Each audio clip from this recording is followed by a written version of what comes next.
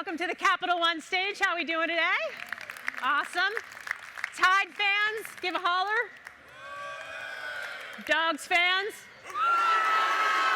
You know, there's part of me that thinks by virtue of the fact that you sound like dogs, you're louder, but I think it's all really even. Thank you for stopping by. My name's Bonnie Bernstein. We've got Gene Wojciechowski here with us. Kirk is finishing up production meetings, so he will be here in a few minutes. But for the time being, I know, Gino, that you've had the chance to spend quite a bit of time with the Georgia Bulldogs, and I'm curious if you can give us a little behind the scenes of what you've been able to observe as they're coming here to get over the Bama hump. Well, first of all, I apologize that I'm not Kirk Herbstreit. But he did sleep at a Holiday Inn last night. I did sleep at a Holiday Inn, and I did co-author his book, so I feel like I can fake it till he shows up. But I spent about 2.5 days in Athens earlier this week, and sat down with Kirby and Stetson and Dean and I don't know, a half dozen other players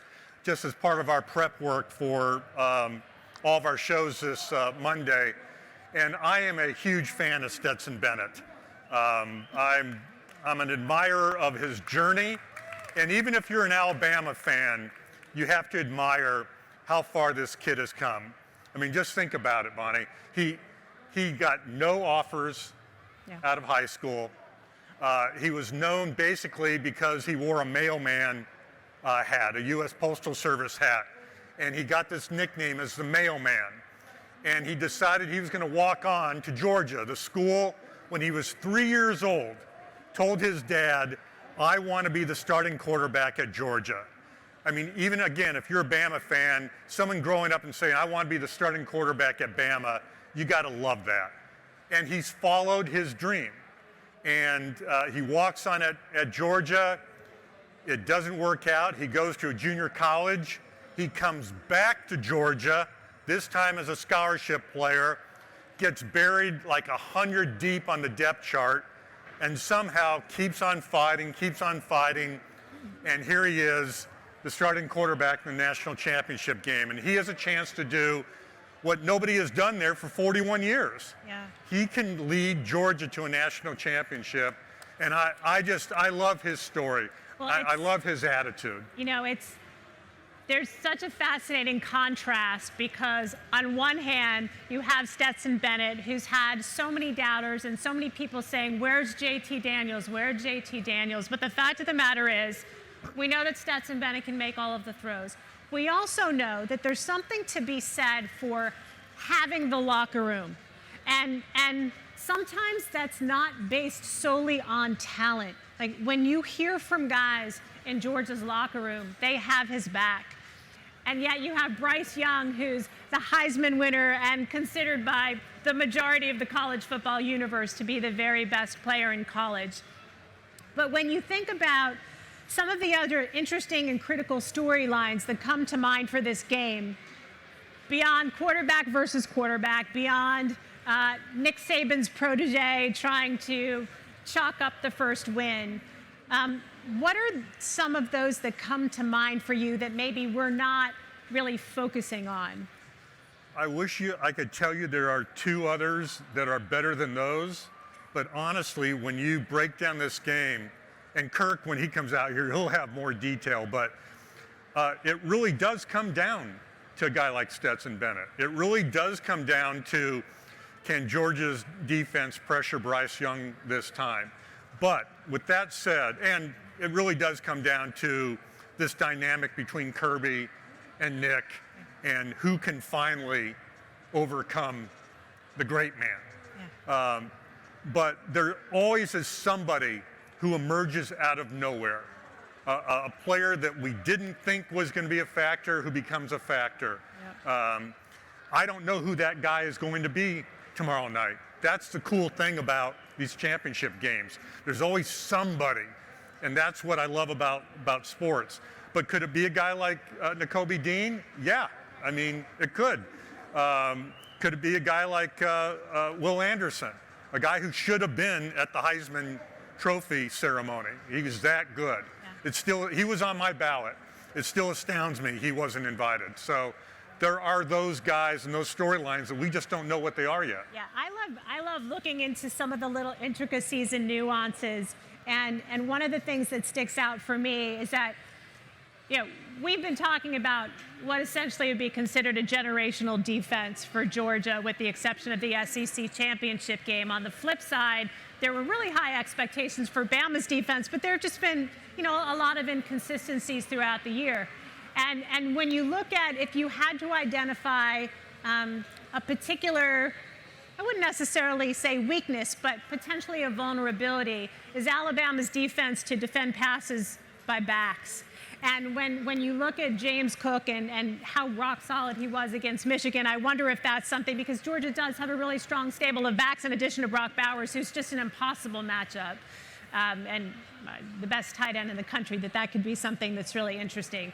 Kirk is going to be here in a few minutes, and he'll be able to break the game down way better than Gino and I ever could. But as the person who worked very closely with Kirk to write outside the pocket, how did it all come about? I mean, you guys have known each other for so many years, so my natural inclination is to think like, hey, you're my friend, you've written all these amazing books, let's do this together.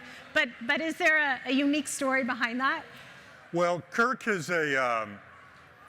this is my 10th season with GameDay, and you would think over those 10 years you would form this pretty close friendship. And Kirk and I did have a friendship, but it was on a more of a colleague level than something much deeper than that.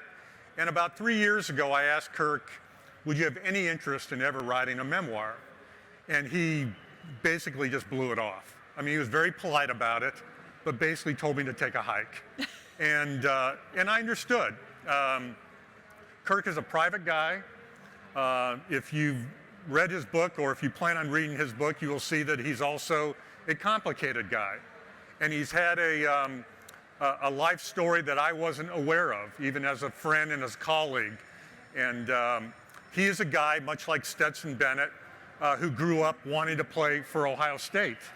His dad was a captain at Ohio State for Woody Hayes back in the day, and that's what he grew up with, that's what he loved.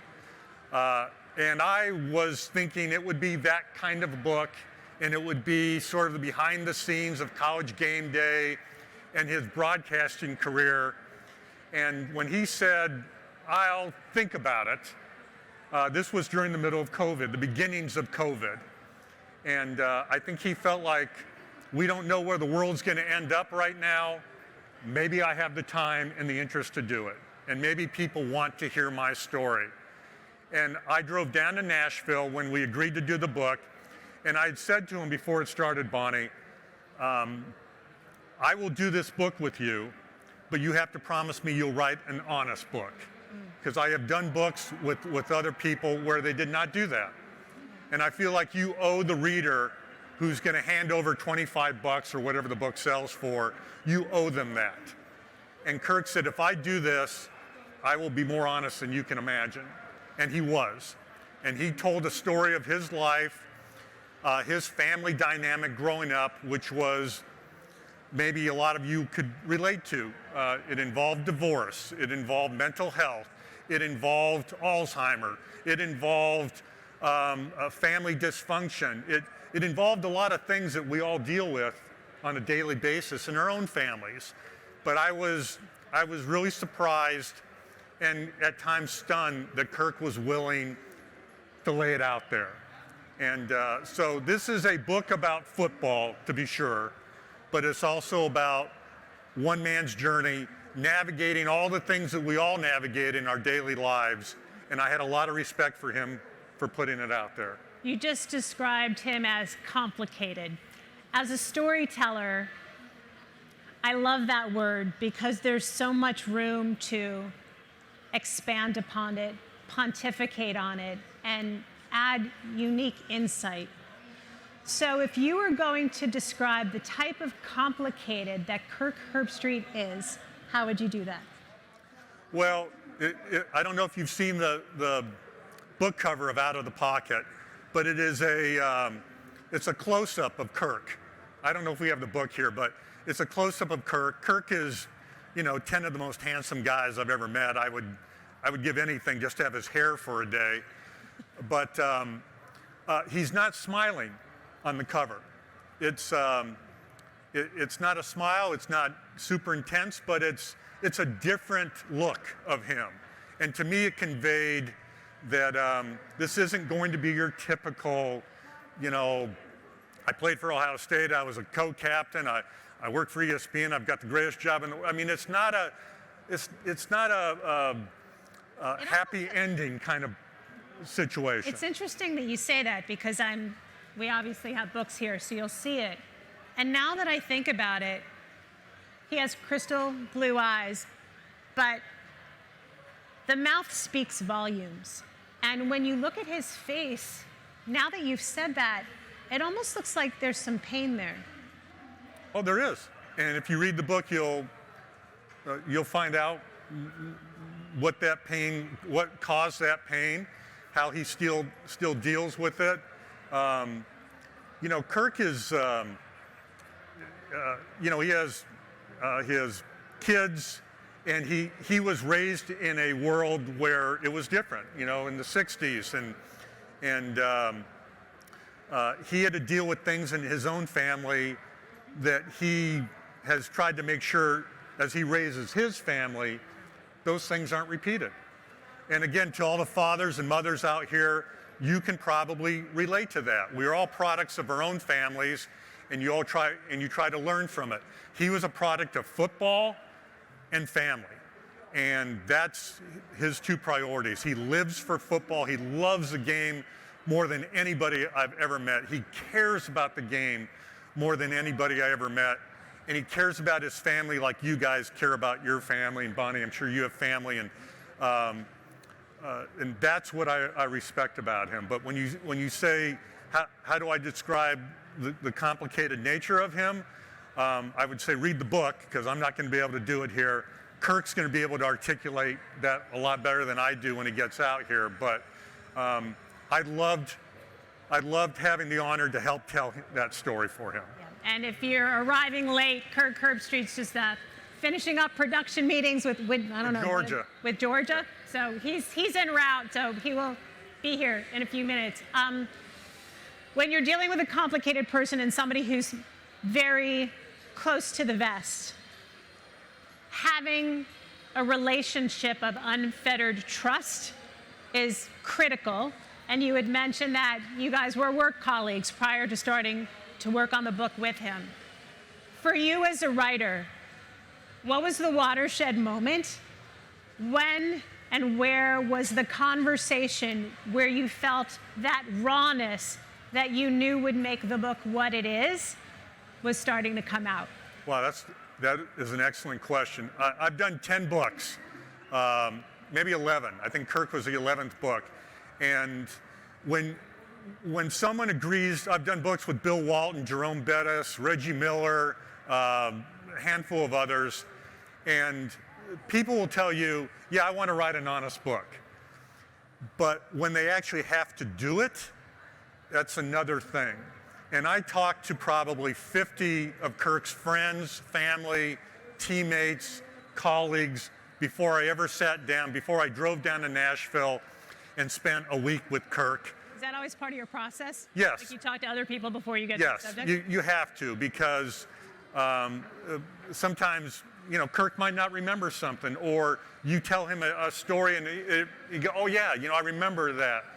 And so I talked to a lot of his family members, and there came a point where I think I asked him something about his father or his mom, and he said, how did you know that? And that's when you know now we're getting to an area that maybe he didn't think we were going to talk about. How did you know that? Almost like, wow, that's catching me off guard, yes. Or coming to the realization yes, like that I didn't we're know, going to go down this road. I didn't know we were going to go there. And I don't remember the specific instance, but there was something where he had to make a decision if he was going to go there. And he did. And he did again and again and again. And at the end of that week, when I live outside Chicago, when I was driving back from, I got on the road, I left his house, shook hands, waved goodbye, And I just remember my wife called me and said, "Are you on the road?" I go, "Yeah." She goes, "How did it go?" And I said, this is going to be a really good book, because Kirk wasn't afraid to show his flaws, to show his strengths, to show his weaknesses as a person, and to show what gives him the power to go on.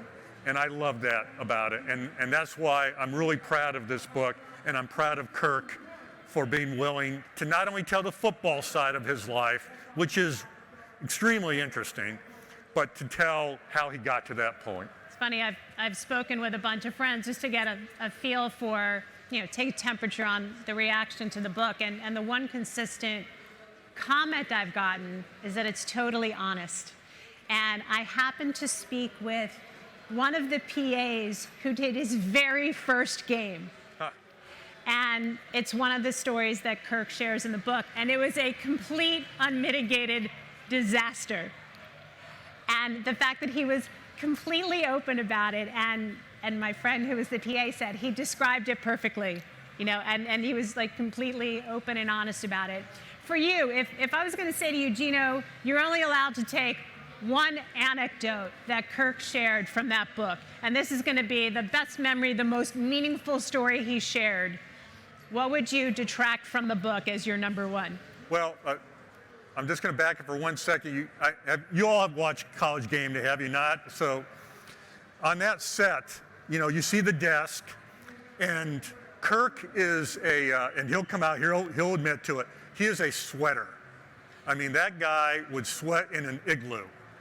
And when we were at places like Athens or Tuscaloosa or Auburn or A&M early in the season, when it's 90 with 90% humidity, Kirk would rather eat a green fly than do the show from there. You don't see it on the show, but behind that desk to his left is a huge, like, industrial-sized vent that they have hooked up to an air conditioner that just blows on him. He will put his suit coat in his shirt sleeve and open it up so the air will come up. Sometimes if it's really bad, Bonnie, they wear these like cooling vests underneath their shirts. Oh my gosh. And if Kirk doesn't do that, you would have to get a mop and a thing of like paper towels, because he would just be a puddle. He loves this weather. I mean, this is like heaven to him. So one thing you guys, in just a little behind the scenes thing, that's like, just to mess with him, if you say, "Hey man, the AC unit's out today," he'll freak. But as far as the book itself, I knew he grew up, his dad was a captain and a coach. Might have been the youngest coach, assistant. He went right from being a starting defensive back and halfback at Ohio State for Woody Hayes to being on the staff. That would never happen today. You'd have to be a GA, an analyst. You would never. He was 22 years old, his dad was, and he was coaching for Woody Hayes. That was Kirk's world. And Woody Hayes would come up to him after a game and put Kirk on his knees. And, "Hey, Kirk, you know what?" And Kirk's like, and Archie Griffin would let him wear his helmet. And so this was his world. And then, and his dad was his world. And then his dad, they got a divorce and remarried. And then another divorce and another remarried. And all of a sudden, his hero was not his hero anymore. He had to deal with that. And so I think the number one thing I pulled out of talking with Kirk was, you think you know Kirk from the show. You think you know Kirk from doing the game of the week. And you do. You know that part of him. But I learned from doing this book that there was a whole nother part of him, and a part that we all could relate to, because we've all had those moments in our lives where we've had to deal with divorce or death or or pain or confusion or frustration or whatever it is, you've had to deal with it. Yeah. And so that's what I loved. That's what I pull from it. And my favorite anecdote would be his audition, his very first audition with ESPN. And I'm happy to tell it really quickly if you want me to. Kirk was working radio in Columbus, and he turned down close to a six-figure job out of college, where I think it was pharmaceutical or something he was going to sell, and they guaranteed him company car, 401k, almost a six-figure job, and he turned it down to make like $12,000 to do local radio. He wanted to be in sports, and he sort of kept on bumping up, and he got an audition with ESPN. He comes in there, they fly him up to Bristol, and he's going to do it with Chris Fowler and Lee Corso. I told you he was a sweater. He does the audition, and he literally, like they could have done a squeegee to his forehead and his body during the audition. I mean, he's sweating through everything. He's dying on the audition. He gets done, they take him to the airport, and he's sitting on the plane and goes, "That was a disaster. I am never getting this job." Weeks pass, a month or two passes, he gets a call from his agent and says, "You got it." And he's like, "Got what?" He goes, "You got the game day job." He literally dropped to a knee in the Detroit airport and had to compose himself. People thought he was having a breakdown in the terminal, like, "Are you okay? Are you all right, sir?" And that's how moved he was to getting that job. He went from literally sweating through his shirt and his suit at the audition, thinking he had bombed, to having literally a life-changing moment in the Detroit Metro Airport. And that was, what, 25 plus years ago, 26. 28 years ago. 27, is that what it is? It is 26, because we started at ESPN at the same time. Yeah, So it was yeah. like 95, Yeah. I think, 95, 96. So what did you know? I mean, you saw him in the early days of his ESPN It's career. interesting. And one of the things I really enjoy doing, and I love coaching talent. It's something I'm really passionate about. We're both very fortunate. We've been doing this, I'm going on almost 30 years now. There's an art to telling a story. There's an art to doing interviews. But there's also an art to be able to work with a team on a set. And there are different dynamics to every single position in broadcasting, which a lot of people don't realize. You can be a great analyst, it doesn't mean you're a great feature reporter. If you're a great feature reporter, it doesn't mean you're a great hard news reporter. If you're good in TV, it doesn't mean you're going to be good in radio or print. And I remember seeing Kirk, even in the early days, and the one through line with him is that he is unquestionably a champion of the game, an ambassador of the game, and as passionate of a fan of the game as you're going to find. The reality is that this is just a job for some of us. And a lot of people in the broadcast world, and I'm being very candid here, are more enamored of the TV aspect of the job than the sports aspect of the job. The TV piece of the job is not what resonates with Kirk. It's the opportunity to talk about the sport that's been a part of his life since the day he was born. And what I wanted to ask you about is, in the subtitle for the book, it's Football, Fatherhood, and College GameDay Saturdays. Kirk's got 4 boys. Like, that's not easy for anybody. They got 4 boys, some good athletes, you know? And we are all inevitably a product of our environment, and knowing that there was so much trauma in Kirk's environment as a child, how, as a father, he had to process through that and take away the critical lessons that he's needed to have to navigate raising 4 boys. And, you know, so as somebody who has known Kirk for 26 years, to see him start out to get this opportunity of a lifetime with a natural gift and see his passion come through with the combination of his knowledge and the way he articulates it. Because you have to understand, when you're an analyst in a booth, you only have a very finite window to talk about the play that just happened or the play coming up or throw some color in there. When you're on the College GameDay set, you've constantly got your producer in your ear telling you, like, we got to wrap, we got to go to break. And you've got 4, sometimes 5 guys on a set, and they all have to bang, bang, bang, get in clear, concise, poignant, impactful comments in such a short period of time. He has all of that. He has all of that ability. And as you see, he has an unparalleled passion.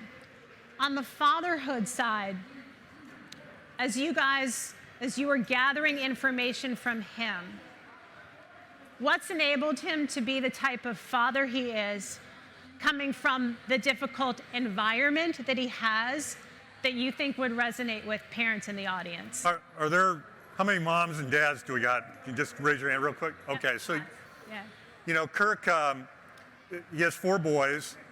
2 of them, excuse me, were at Clemson on the team. One of them has since transferred to Ohio State.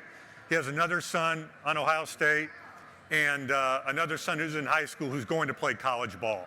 So 4 boys at one point or another will have played college ball. Gino, hang on one second. Kirk's in the house. We'll have him on stage in 5 minutes. We're not juking you here. So thank you so much for your patience. You've been fantastic. Continue. His first 2, the twins, were born premature, to the point of there was some question, would they make it?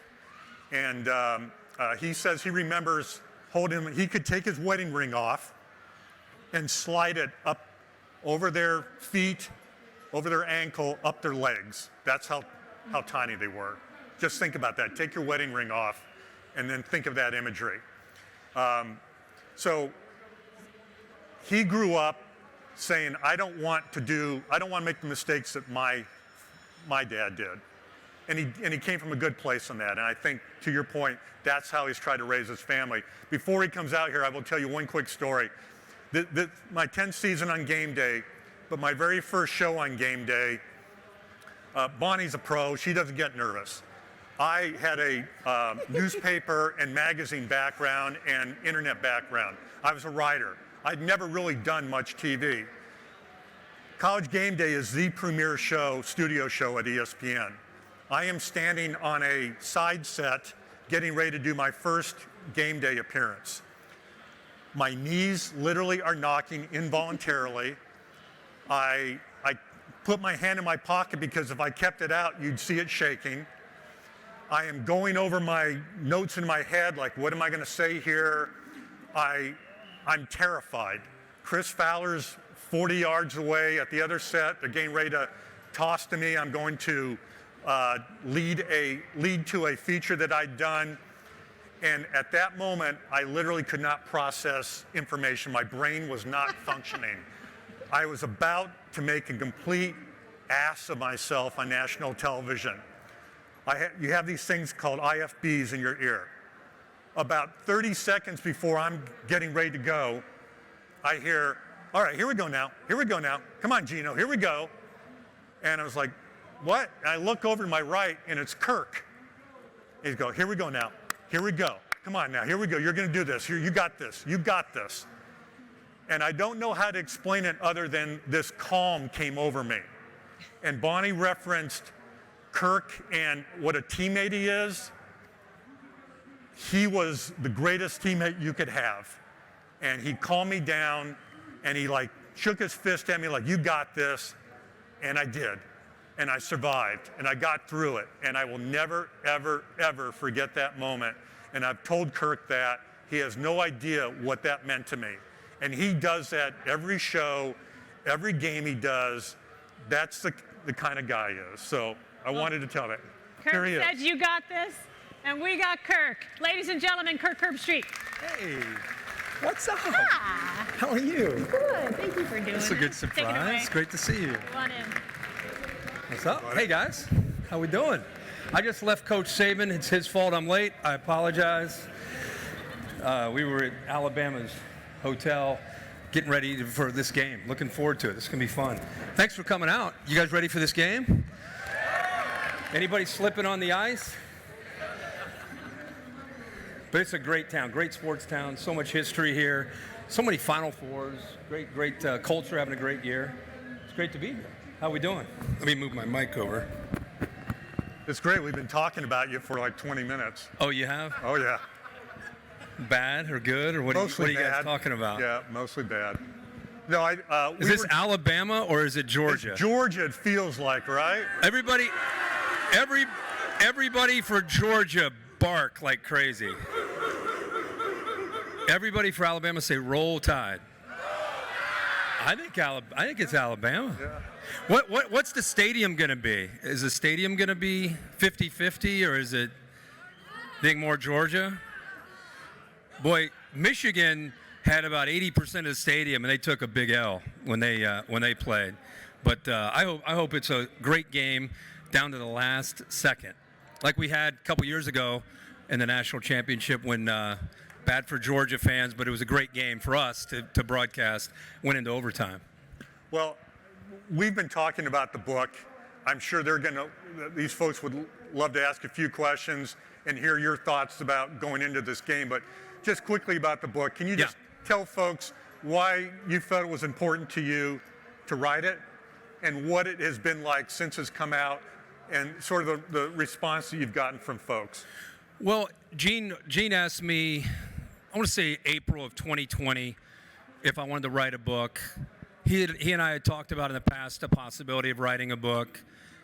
I never really felt I didn't think I had anything to really say to write a book, so I didn't really think that I wanted to write a book. Maybe something when I was into my career. But then when I got into COVID and all, going back to, remember March of 2020? Remember where all of us were? No one was leaving the house. People were wiping groceries down. It was just a weird time. All my kids are in college or home. We ended up making it movie night every night. We turned it into a positive with our family, but it was a strange time in the country. And I think he just caught me at the right time to maybe reflect.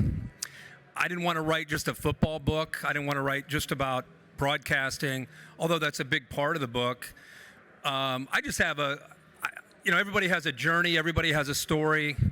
I feel like I've been through some things that people also have been through, and maybe it would be something by opening up and getting vulnerable and talking about, divorce, dealing with things that aren't always easy, that if we opened up and shared some of these stories, maybe it would resonate with people that have been through some similar struggles. So, yeah, we decided to do it, and I think the feedback, people have been really surprised. I'm a very shy person. I grew up as an introvert, so to open up in a book and talk about the things I talked about, it was not easy. I don't know if he gets frustrated with me when we get done doing this. I don't know if I would have done it with anybody but Gene. He made it easier for me. I think talking to my parents, he talked to my mom, talked to my sister. The bottom line is I came from a very dysfunctional family, a lot of issues, a lot of challenges. I was the youngest, and when my parents divorced, I was about 8 years old. And again, maybe you went through that. Divorce wrecked my life, my family's life, and just to this day, it's, my dad passed away about 5 years ago, but to this day, until he passed away, we were dealing with it. Both of my parents remarried. I had step brothers and sisters, divorced again, both of them, moved around, I don't know how many times, 6 or 7 schools in like 9 years. Always the new kid, always the shy kid, just not fun stuff. So we opened up, talked about that, and it's been, I think people that have read the book have enjoyed being able to relate to it, in some capacity. It's not a how-to book at all. It's more of just sharing my story as much as anything. The football component of it. Yeah. People are always interested in how do you get to a certain place? And I did tell them the story about your initial game day audition. Yeah. How would you describe how you ended up doing what you're doing now? Lucky. I would never have made it today if I started. I was an honorable mention All Big Ten quarterback. If you did not follow the Big Ten, you would have no idea who I was. I did local radio and TV. I was a business major at Ohio State. I just thought I would, after trying to get to the NFL, which didn't work out, I just thought I'd use Ohio State, a lot of my contacts, just become I think I had pharmaceutical sales, medical sales. I had a lot of different job opportunities that I was going to take. And then a local radio show asked me if I would work for them for $12,000 a year. And I didn't come from any money, so money wasn't a big thing for me, but it sounded like a fun job to talk sports. And so that's the whole reason I even got into this industry. I didn't have a goal of one day I'm going to work at ESPN, like a dream to go to game day, or it wasn't even on my mind when I was a senior in college. But I love sports. I didn't know if I was going to coach. I didn't know if I was going to get into broadcasting. I had no idea. It was a very different time. This is like beginning of the internet era. That's how far back this was. And so I got into local radio, and I was in heaven, making $12,000 a year, out of college, had 2 roommates. We'd share all of our expenses, go out on Friday night and Saturday night. I was like, I'll do this the rest of my life. And then I got into local TV, and everything just changed. ESPN, I sent an audition tape to, and they brought me in and hired me. In 1 year, I was on College GameDay in 1996. So I got to ESPN in 95. I was on GameDay in 96. The audition for that with Chris Fowler and Lee Corso was a terrifying experience for me. I told you. Sweating. I don't get nervous, I get uncomfortable. As a shy guy, I don't like attention, like just sitting in front of you guys right now. It's not my favorite thing at all. I like to visit with people, but I can't help the way I'm wired. And so when I got next to Lee Corso, who by then I really had watched College GameDay, he was a fixture on that show. You know, it just got my kind of like my juices pumping, and I was excited to be there. And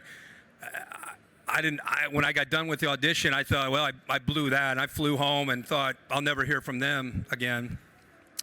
And ironically, there's a movie out right now on Kurt Warner's life. I was in 1995. I was doing arena football and covering the Iowa Barnstormers, which happened to be some guy named Kurt Warner was on their team in 95, and he ended up being the MVP. And that was the first year I was working at ESPN. So in the middle of that season, I flew to ESPN and did that audition, blew the audition, at least in my mind, and then got back to doing arena football. And in the midst of that season, because that season goes, I don't know, March, April, May, June, July, it's kind of in the spring and summer. In the middle of that season, about a couple months after that audition, my agent called me when I was in the Detroit airport on my way up to Iowa. This is like 1996, so I don't know if I had a pager, I don't know what I had, but it wasn't like a text or anything. But I called him from a payphone. Think about that. From a payphone in the Detroit airport, and I said, hey, yeah, I saw you wanted me to call. He goes, well, they hired you. I'm like, who? He goes, Game Day, they want you, they're going to hire you. I was like, I'm here I am, people are walking by, and my life changed in an instant in the Detroit airport on a payphone. But yeah, they hired me, and this is my 26th year of doing College GameDay. Thanks. Can't believe it's been 26 years. Feels like eight years. Anybody have I guess that's part of life, right? I can't believe my kids are 21 either. I feel like they're 8 and they're 21. I'm getting old. Happens to all of us. I wanted to, we'll take a few questions here in a minute, but one thing I'm sure people are interested in, and one of my favorite chapters of the book was you describing your relationship with Coach Corso. Yeah. I can't tell you how many people have always, and I'm sure they've said the same to you, it doesn't seem like analyst, it feels like father-son in a way. How would you describe what you and Coach Corso have? First, I would just tell you, before I answer that about Lee Corso, just so you guys know my background, if you've not read this book, I just want to tell you how big of a deal it is for me to do the job that I have. I grew up, when I was in that dysfunction, my dad was my hero. My dad, I don't know if you talked about this, played at Ohio State. He was a captain there, and then went on to coach with Woody Hayes and Bo Schembechler. And I used to go up to Ohio State games occasionally when I was a kid and sit on Woody Hayes' lap and meet Archie Griffin and put on his helmet when he was winning a Heisman Trophy. And so I just grew up with college football. For me was here, and everything else in life was here. You know, maybe high school football, but the NFL didn't even register for me. I kind of like, I probably like a lot of you guys. I mean, you like the NFL, but you love the Crimson Tide, or you love the Georgia Bulldogs, or you love the SEC, or you just love the whole idea of when I say close your eyes and think of a fall Saturday in the South, and you just think of tailgating and the marching band and the energy and the traditions and the pageantry. That's like in my blood. That to me, I either have that. Hopefully, if you're not from a region, you can maybe develop it. But for me, I grew up with it. So it's my wiring. So for me, I just love the sport. And so to do what I do, there'll never be a day I take for granted doing what I do. I just love it, and it never gets old. Lee Corso, for me, went from being a guy that I looked up to, and because to me, he's a TV genius. You know, you guys have had a love-hate relationship with him since probably as far back as you can remember. I have a very different relationship because I've sat next to him for 26 years, and I went from idolizing him and being, just trying not to get in his way, to working with him and watching him and studying him, and everything that he did, I just watched. And he always says to us, sweetheart, don't forget, we are in the entertainment business, and football is our vehicle. So when I was hired, I thought I was hired to be just in football analyst, football, XO. And God blessed me with Lee Corso, because I learned the entertainment aspect of the business and just having fun and not taking yourself too seriously and be self-deprecating and just be fun. Just let your personality come out. And the way I'm talking to you right now is how I talk on College GameDay. I don't have a script. We don't have a prompter. We study our notes, and then we just let our personalities come out. You may disagree with us, which is awesome. You may agree with us, which is great. But it's what makes college football what it is. But I learned all of that from Lee Corso. I remember one time, I always use this story, and we put it in the book. Before I really got to know my space in this show, I was all about preparation, work, knowing every player, knowing every coach. And so early in my career, we were getting ready for a bowl edition of College GameDay, and they just announced the games.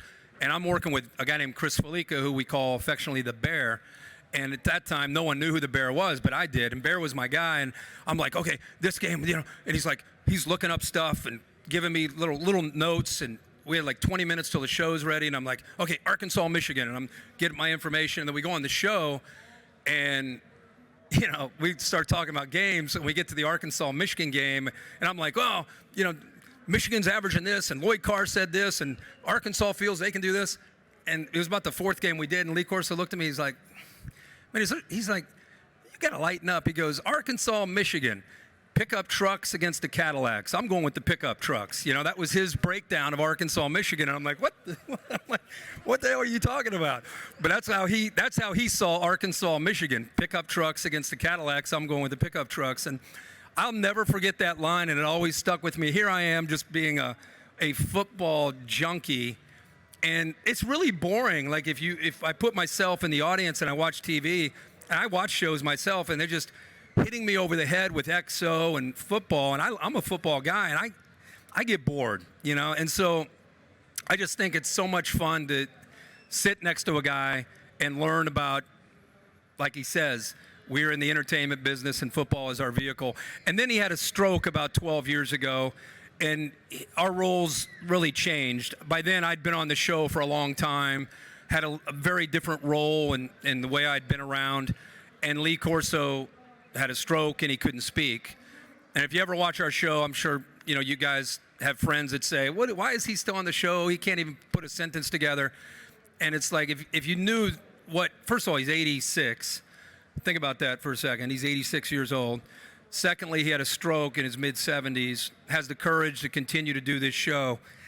It's like, I don't know, the guy's to me, he's a blessing.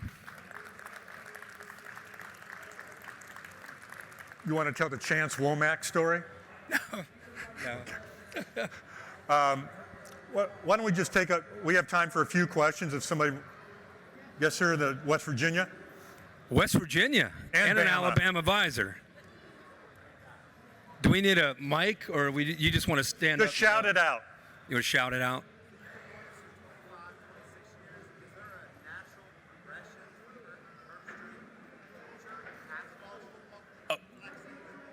Yeah.